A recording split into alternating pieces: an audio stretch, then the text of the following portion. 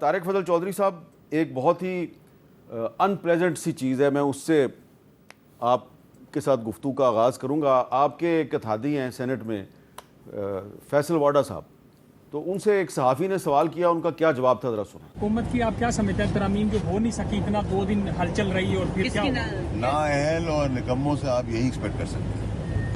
فیصل واڈا صاحب نے کہا کہ نااہل اور نکموں سے آپ یہی ایکسپیکٹ کر سکتے ہیں، جبکہ وہ بھی حکومتی اتحاد کا حصہ ہیں. تو ڈاکٹر طارق فضل چودھری صاحب، یہ آپ ہی کے ساتھی ہیں، کہہ رہے ہیں نااہل اور نکمے. کیا ہوم ورک پورا نہیں تھا، یا کچھ یہ اسٹریٹجک ریٹریٹ ہے اور کچھ دنوں کے بعد دوبارہ آپ نے اٹیک کرنا ہے؟ بسم اللہ الرحمن الرحیم. ہاں میر صاحب، گزارش یہ ہے کہ نہ تو اس میں کوئی نااہلی ہے اور نہ نکمہ پن ہے. بالکل 2 اور 2 4 کی طرح سیدھی سی بات ہے کہ کانسٹیٹیوشنل امینڈمنٹ کے لیے ہمیں چاہیے 2/3 اکثریت. وہ نمبر بنتا ہے 224. ہمارے اس وقت جو ممبران ہیں وہ ہیں 211. اب ظاہر ہے اس میں ہمیں مزید ممبرز کی ضرورت ہے، اور اس میں سب سے میجر ووٹ جو ہمیں چاہیے تھا وہ چاہیے تھا مولانا فضل الرحمان صاحب کا. اب میں نے اس لیے کہا کہ نااہلی اس میں کوئی بھی نہیں ہے، وہ اس لیے کہ مولانا صاحب سے زرداری صاحب کی ملاقات ہوتی ہے، بلاول صاحب کی ہوتی ہے، پرائم منسٹر کی ہوتی ہے، ہماری تمام لیگل فرٹرنیٹی سب کی ہوتی ہے، متعدد ملاقاتیں ہوتی ہیں. اب گورنمنٹ اتنی بیوقوف تو نہیں ہوتی کہ سارا کچھ کچا پکا کر کے تیاری نہ ہو، رضامندی مولانا صاحب کی 100% نہ ہو، اور ہم جناب اپنی 100% حاضری. اب یہ میں آپ کو ریکارڈ پہ بتا رہا ہوں کہ پاکستان پیپلز پارٹی کی 100% حاضری، 69 MNAs سارے پریزنٹ تھے. ہمارے PMLN کے 111 MNAs ہیں، سارے پریزنٹ تھے. 22 MNAs MQM کے سارے پریزنٹ تھے. اسی طرح 4 جو ہیں وہ IPP کے ہیں، سارے پریزنٹ تھے، اور 5 PMLQ کے ہیں، سارے پریزنٹ تھے. ساتھ نیشنل پارٹی ہے پریزنٹ، PMLZ پریزنٹ، باپ پریزنٹ. 100% حاضری تھی. تو یہ کوئی آسان ہوتا ہے کہ MNAs کو پورے پاکستان سے 100% حاضری؟ BNP مینگل کے جو 2 سینیٹر ہیں وہ تو نہیں تھے. نہیں، وہ تو میں سینٹ کی بات نہیں کر رہا، میں اسمبلی کی بات کر رہا ہوں کہ میری ذمہ داری اسمبلی کی حاضری کی اور ساری کورسپونڈنس کی تھی.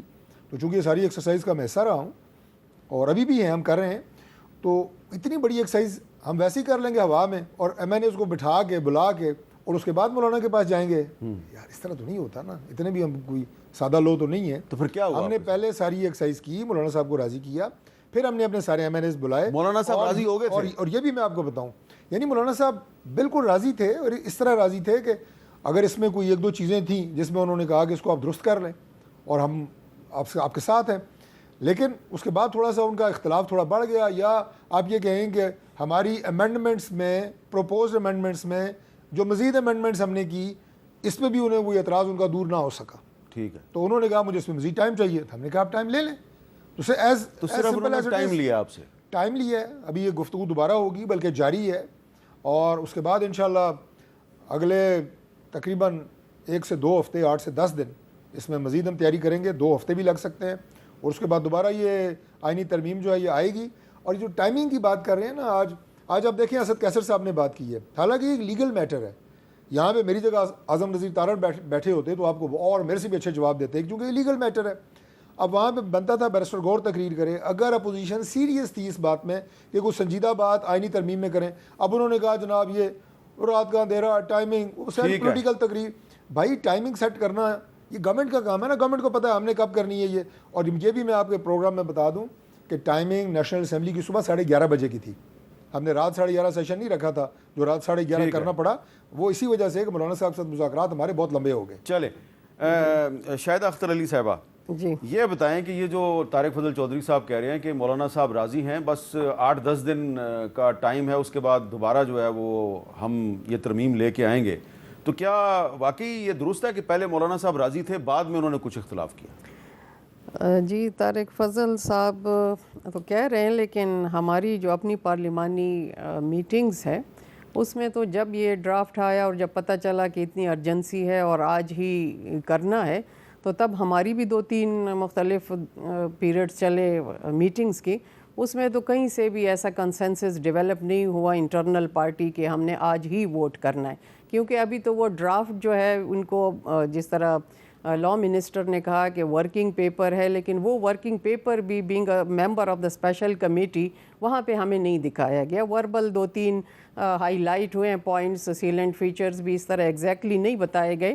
تو اس پہ ہمارا ایسا اپنی اسپیشل کمیٹی کا بھی کوئی اس میں کنسنسس نہیں ڈیولپ ہو سکا کوئی جا کے ہم اپنی پارٹی میں جا کے اور ہم پارٹی میں بھی کہہ سکے کہ اس طرح کمپلیٹ ہو گیا. تو یہ اس کی وجہ سے بھی آج جو آپ کی پارلیمانی پارٹی کا اجلاس ہوا شام کو 4 بجے سے لے کے 6 بجے تک, تو اس میں کیا مولانا صاحب نے آپ کو کوئی ایسا تاثر دیا ہے کہ کچھ دنوں کے بعد جب یہ دوبارہ آئینی ترمیم آئے گی تو ہم اس کو سپورٹ کریں گے؟ نہیں, ابھی تک ایسے کوئی بات نہیں ہوئی, ایسی کوئی بات ابھی کوئی بات نہیں ہوئی. صرف یہی تھا کہ ظاہر ملاقات کے لیے لوگ آ رہے ہیں, اب اس کے بعد اگر کوئی چیز ڈیولپ ہوتی ہے تو پھر کچھ کہہ نہیں سکتی, لیکن فی الحال کوئی ایسی بات نہیں. جو کل تک کی بات تھی وہ کل تک کی وہی آج فائنل. آپ نے اسمبلی میں جب تقریر کی تو آپ نے یہ کیوں کہا کہ یہ ہمارا وقت ضائع کیا آپ نے؟ وقت ان دا سینس کہ جب سے یہ شروع ہوا کہ ہم آئینی ترمیم لے کے آ رہے, ایون ان کے اپنے پارٹی کے اندر سے بھی ان کو یہی تھا کہ ہم آ رہے ہیں روزانہ کے بیسس پہ, پورا سیشن ہی اگر آپ دیکھیں وہ اسی پہ تھا کہ آج آ رہی ہے, کل آ رہے ہیں, ترامیم آ رہی ہیں, لیکن کوئی بھی ایسی ہمیں نظر نہیں آ رہا کہ کیا ہو رہا ہے. اور پھر میٹنگ میں بھی یہی تھا کہ اب 2 گھنٹے کے بعد سیشن دوبارہ شروع ہوگا. 3-4 مرتبہ آپ نے دیکھا کہ ریپیٹڈلی وہ ٹائم سیشن کا چینج ہوتا رہا, اسی کے ساتھ ساتھ اسپیشل کمیٹی کا بھی 4 مرتبہ ٹائم چینج ہوا. تو یہ چیز تھی کہ ہم کہہ رہے تھے کہ ہماری انرجی بھی ایگزاسٹ کی, خود آپ کی بھی جرنلسٹ کے طور پہ آپ دیکھیں ہمارے بچے بھائی سارے بہنیں باہر کھڑے تھے, ہم سے بار بار وہ کویسچن کر رہے تھے کہ کیا ہونے جا رہا ہے. تو کوئی چیز ایسی نہیں تھی کہ ہم کہہ سکتے کہ ایک سالڈ ریزن ہے اور یہ چیز ابھی پیش ہوگی, کیونکہ کنسنسس تو سٹارٹ ہی نہیں ہوا تھا کہ اس پہ ہم کچھ کہہ سکتے تھے. ٹھیک ہے. اچھا علی ظفر صاحب, اب یہ بتائیں کہ اگر 8 دن کے بعد, 10 دن کے بعد, 2 ہفتے کے بعد حکومت دوبارہ ایک کانسٹیٹیوشنل امینڈمنٹ لے کے آتی ہے تو کیا آپ کا خیال ہے کہ حکومت جو ہے وہ نہ صرف یہ کہ مولانا فضل الرحمان کو منا لے گی بلکہ ہو سکتا ہے کہ آپ کو بھی آن بورڈ کر لیں وہ؟ جی حامد میر صاحب, ہمارا خیال تھا جب یہ ایک دم سیشن بلایا گیا, ہمارا خیال تھا کہ حکومت تب ہی بلائے گی یہ سیشن جب ان کے پاس نمبرز ہوں گے, کیونکہ ورنہ اپنی سب کا جس طرح کہا وقت ضائع کرنا یا اپنے آپ کو دکھانا کہ ہم نااہل ہیں, یہ کوئی حکومت نہیں کرتی. ہمیں یقین تھا کہ ان کے پاس نمبر ہیں اور ہم تیار تھے ان کو کنٹیسٹ کرنے کے لیے اور پوری ڈیبیٹ کرنے کے لیے کہ آپ یہ نہ کریں, کیونکہ ہمیں پتہ ہی نہیں تھا کہ رات کے اندھیرے میں یہ کیا کرنا جا رہے ہیں, اس میں ترامیم میں کیا ہے, کیا امینڈمنٹس لے کے آ رہے ہیں. بہت ساری خسر پھسر ہو رہی تھی لیکن کوئی واضح ہمارے پاس جواب نہیں تھا. پھر جب پارلیمنٹری میٹنگ ہوئی تو میرا خیال ہے زندگی کی پہلی میں نے میٹنگ یہ دیکھی ہے, بہت ساری میٹنگز اٹینڈ کی ہیں لیکن یہ پہلی میٹنگ دیکھی جس میں ڈیبیٹ ہو رہی تھی آئینی ترمیم کے بارے میں, لیکن وہ آئینی ترمیم کا ڈرافٹ کسی کے سامنے نہیں تھا. ڈرافٹ کیا, کوئی ڈاکیومنٹ بھی نہیں تھا, کاغذ نہیں تھا, کاغذ کا ٹکڑا بھی نہیں تھا کہ کوئی پوائنٹس ہی لکھے ہوں کہ یہ کس ایشوز پہ ہم ڈسکس کرنا چاہتے ہیں. تو وہاں مجھے تھوڑی ہنسی بھی آئی اور میں نے جب سارے دیکھا جو ممبرز تھے تو سب ہی پریشان نظر آ رہے تھے کہ یہ کس قسم کی ڈسکشن ہے. ہم بیٹھے ہیں شاید بات کرنے آئینی ترمیم کی جو بہت بڑی چیز ہوتی ہے. آپ کو یاد ہے 18ویں ترمیم جب ہوئی تھی تو پورا 1 سال لگا تھا, 9 مہینے اور 550 گھنٹے کی ڈیلیبریشنز ہوئی تھی صرف کمیٹی میں. اس کے باقاعدہ TORs بنے تھے, اس کا چیئرمین تھا کمیٹی کا. پھر وہ کمیٹی جا کے ہر پوائنٹ کو, ہر شک کو اپنی لیڈرشپ سے ڈسکس کرتے تھے سارے ممبرز, پھر دوبارہ ملتے تھے. تو یہ بڑا ایک میجر چیز ہوتی ہے کانسٹیٹیوشن امینڈمنٹ. لیکن کل کی جو میٹنگ تھی جس میں یہ ڈسکشن ہو رہی تھی تو وہ وہاں تو کسی قسم کا کاغذ بھی نہیں تھا. اچھا ایک منٹ ذرا اچھی بات کی تھی مولانا صاحب نے, اس پہ ذرا علی ظفر صاحب میں چاہتا ہوں کہ اعظم نذیر تارڑ صاحب نے آج نیشنل اسمبلی میں تقریر میں ایک نقطہ اٹھایا, ذرا آپ وہ سن لیں, اس کا بھی جواب دے دیں. سنیں جی اعظم نذیر تارڑ صاحب نے کیا کہا.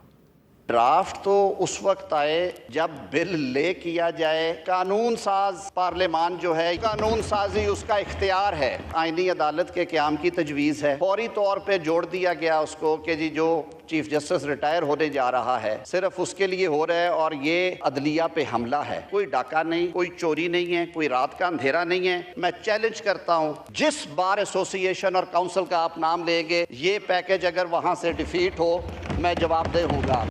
یہ اعظم نذیر تارڑ صاحب کہہ رہے ہیں کہ تمام بار ایسوسیشنز جو ہیں وہ اس کانسٹیٹیوشنل پیکج پہ ان کے ساتھ ہوں گی. آپ ایگری کرتے ہیں کیونکہ آپ سپریم کورٹ بار کے سابق پریزیڈنٹ ہیں؟ دیکھیں بڑی اچھی بات کی تھی مولانا صاحب نے کل میٹنگ میں. انہوں نے کہا تھا کہ ان کا کوئی استاد تھا اور وہ ان پڑھ تھا, لیکن وہ بات کرتا تھا ہمیشہ کہ آپ یہ کتاب پڑھیں. تو ہم بچے تھے, ہم پوچھتے تھے ان سے کہ سر کتاب تو ہے نہیں تو ہم پڑھیں کیا. تو یہ ایگزیکٹلی وہی پوزیشن تھی. اور جو طارق صاحب کہہ رہے ہیں کہ ہم ڈرافٹ لے کے آئیں گے, ہم کابینہ میں لے کے جائیں گے, پھر ہم لے کے آئیں گے سینیٹ میں اور نیشنل اسمبلی میں, تو پھر یہ کمیٹی میٹنگز کیوں اور یہ سیشنز کیوں بلائے گئے, اور کیوں اتنی بار کہا کہ ہمارے پاس نمبرز ہیں, ہم تیار ہیں امینڈمنٹ کرنے کے لیے. اصل بات یہ ہے سر, میرا جو میں نے جو اس کا انالیسس کیا ہے وہ یہ ہے حامد میر صاحب کہ حکومت کو کہا گیا تھا, میرا خیال ہے کہ جناب ہم نمبرز ارینج کر لیں گے, اور حکومت نے کسی کے کہنے پہ یہ فیصلہ کر لیا کہ ہم راتوں رات سیشن بلائیں گے سینٹ کا. میرے آخری ٹائم سینٹ کے سیشن کا 10 بجے کا تھا اور شاید 9 بجے کا نیشنل اسمبلی کا, اور ہم یہ لا کے تو امینڈمنٹس کر دیں گے. اور میرے 85 امینڈمنٹس تھیں جس میں کمپلیٹلی آئین کو انہوں نے تبدیل کرنا تھا, جوڈیشری کو بھی ختم کر دینا تھا, آزادی جو تھی جوڈیشری کی بھی ختم ہو جانی تھی, اور جو رول آف لا کی ہم بات کرتے ہیں قانون کی, وہ بھی ختم ہو جانا تھا. ساری اس قسم کی امینڈمنٹس تھیں جو چھپا کے رکھی ہوئی تھیں. ان کا ایم یہ تھا کہ ہم بل ایک دم لے کے آئیں گے اور ہم ووٹنگ کرا کے تو یہ کانسٹیٹیوشنل امینڈمنٹ پاس کرا دیں گے. لیکن وہ جب مولانا صاحب نے کہا کہ میں نے تو دیکھا ہی نہیں ڈرافٹ, اور میں بہت ساری شکیں جو مجھے بتائی گئی ہیں میں ان سے بالکل اگری نہیں کرتا, تو پھر وہاں ہی ان کا ٹھپ ہو گیا اور ان کو سخت ناکامی ہوئی. تو یہ جو ناکامی ہے اس کا کریڈٹ آپ مولانا فضل الرحمان کو دے رہے ہیں نا؟